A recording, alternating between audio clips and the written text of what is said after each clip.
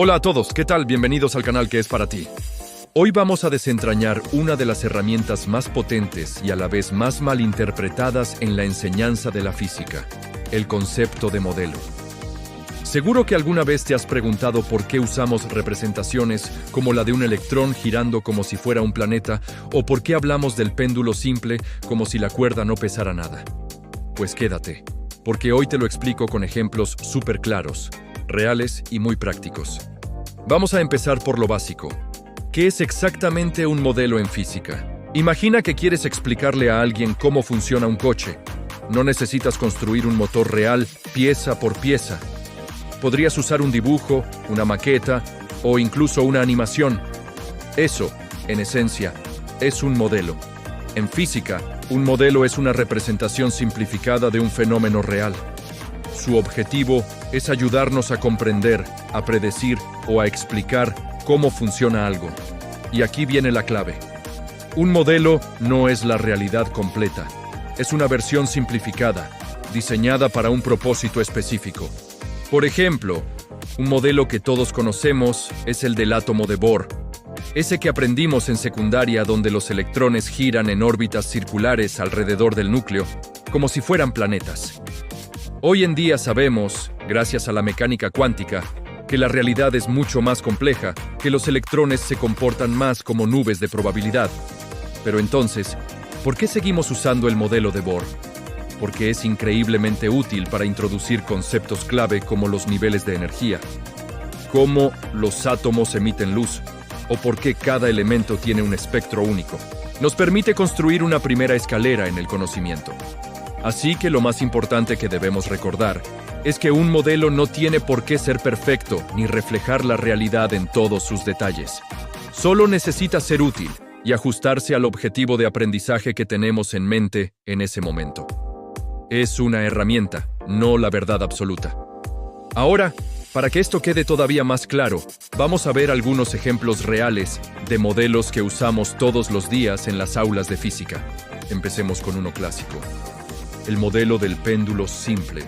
Lo usamos constantemente para estudiar el movimiento armónico. Pero, ¿qué estamos simplificando cuando hablamos de un péndulo simple? Bueno, para empezar, suponemos que la cuerda o el hilo que sujeta la masa no tiene peso. Es inextensible. También asumimos que toda la masa está concentrada en un punto, en la bolita del final. Además, consideramos que el movimiento ocurre en un solo plano, sin oscilaciones laterales, y que el ángulo de oscilación es muy pequeño, generalmente menor a unos 10 grados. Y por supuesto, despreciamos la resistencia del aire. ¿Por qué hacemos todas estas simplificaciones? Porque gracias a ellas podemos llegar a una fórmula matemática muy sencilla para predecir su período, es decir, el tiempo que tarda en ir y volver. T es igual a 2pi por la raíz cuadrada de la longitud del hilo dividida por la gravedad. Esta fórmula es fantástica para realizar experimentos en el laboratorio de física básica, para que los estudiantes puedan medir, calcular y comprobar la teoría de una forma muy directa y satisfactoria. Si tuviéramos que incluir la masa de la cuerda, la fricción del aire y los ángulos grandes, la matemática se complicaría enormemente y perderíamos el objetivo pedagógico principal en ese nivel. Otro ejemplo muy potente es el modelo de partículas en la materia. En física y en química, usamos este modelo para explicar fenómenos como la difusión, los cambios de estado o la presión de un gas.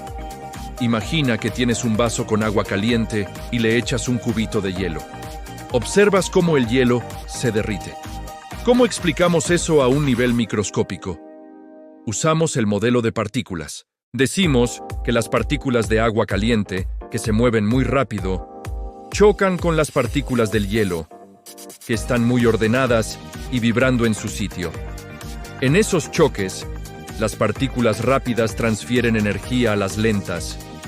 Las partículas del hielo empiezan a vibrar con más fuerza hasta que rompen su estructura ordenada y empiezan a moverse libremente, convirtiéndose en agua líquida. Este modelo ayuda a los estudiantes a visualizar un proceso que es imposible de ver a simple vista. Les da una imagen mental de lo que está ocurriendo a nivel molecular. Y un tercer ejemplo que usamos sin parar, el modelo de fuerzas de Newton. Cuando enseñamos que una fuerza neta sobre un objeto provoca una aceleración, usamos diagramas de cuerpo libre. Dibujamos el objeto como un simple punto o un cuadrado y representamos todas las fuerzas que actúan sobre él como flechas. Pensemos en un carrito en una rampa inclinada. Dibujamos la flecha del peso apuntando verticalmente hacia abajo, la flecha de la fuerza normal perpendicular a la superficie de la rampa y la flecha de la fuerza de fricción oponiéndose al movimiento. Este modelo gráfico, este dibujo, permite a los estudiantes descomponer un problema complejo en partes más manejables. Les ayuda a visualizar cómo las fuerzas interactúan, cómo se suman y se restan, y por qué el carrito acelera, frena o se mueve a velocidad constante. Ahora que ya vimos qué son los modelos y algunos ejemplos, la pregunta clave para los que enseñamos es: ¿cómo podemos enseñar con modelos de forma efectiva para que no generen confusiones? Primero, y esto es fundamental, debemos explicar siempre qué se está simplificando y por qué. Muchos de los errores conceptuales de los estudiantes vienen de tomar los modelos como si fueran la realidad absoluta. Por ejemplo, cuando explicamos el modelo del gas ideal, decimos que las moléculas son puntos sin volumen y que no interactúan entre sí, excepto en los choques. Debemos aclarar explícitamente: ojo, en la vida real, las moléculas sí ocupan un espacio y sí se atraen ligeramente.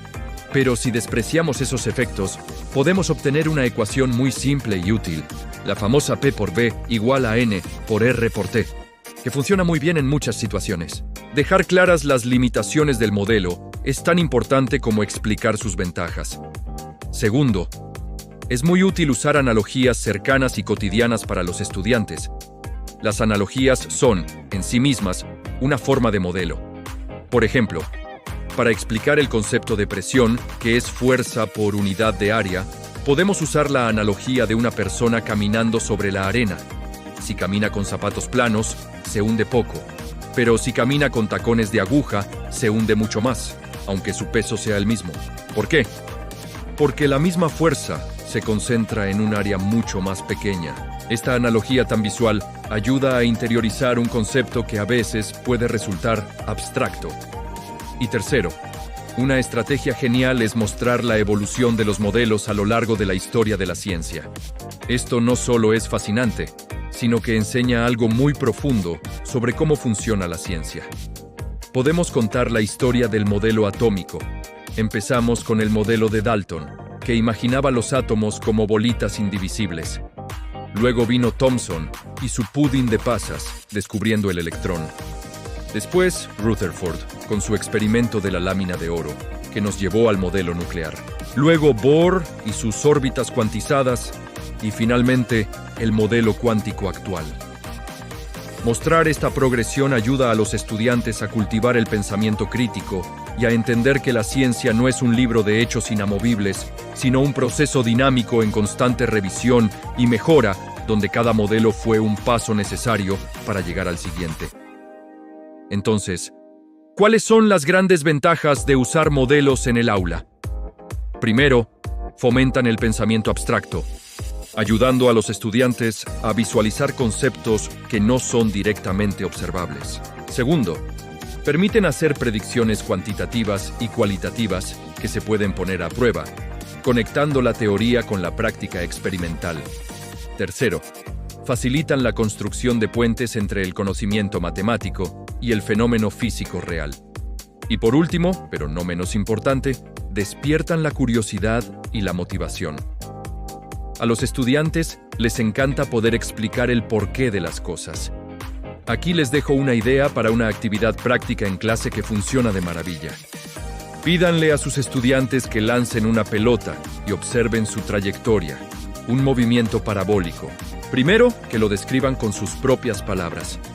Luego, que intenten dibujarlo y representar las fuerzas en diferentes puntos de la trayectoria. Después, muéstrenles una simulación por computadora, como las de PhET de la Universidad de Colorado, donde pueden cambiar parámetros y ver cómo afectan al movimiento. Finalmente, abran un debate.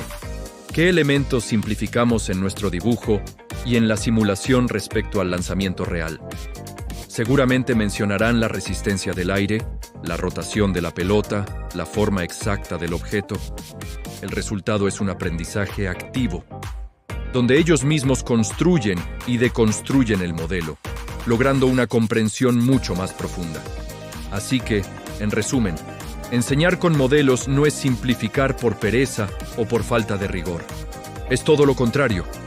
Es un acto pedagógico deliberado para representar la complejidad del mundo de una manera que podamos entender, analizar y dominar.